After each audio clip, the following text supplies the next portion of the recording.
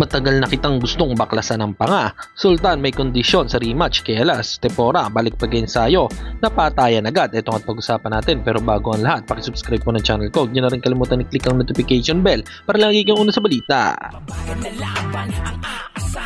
Balita sa mga pambato na isasalang pasabog na video, lahat yan nandito. Nino Cruz TV ang iyong paborito.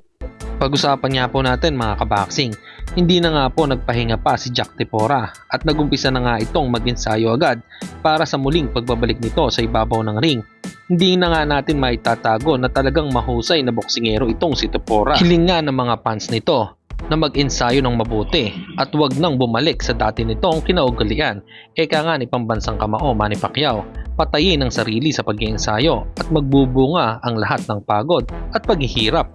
Samantalang kung matatandaan nyo ang sinabi ni Jonas Sultan na walang problema sa kanyang rematch kay Casimiro, pero ang request ng mga Pinoy boxing fans ay bago makaharap si Alas ay labanan muna itong si Pilipos ng Itumbua. Para sa inyo mga kaboxing, ano po ang opinion nyo dito?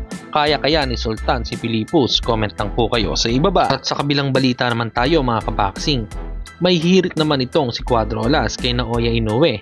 Sa post nito sa kanyang social media account, sinabi niya na Turtle, bilangin mo kung ilang taon na kita gustong baklasan ng panga. At makikita nga din sa ibaba ang mga tinalo nitong si Casimiro, nandyan si Solani Tete, Charlie Edwards, Ray Gondo at iba pa.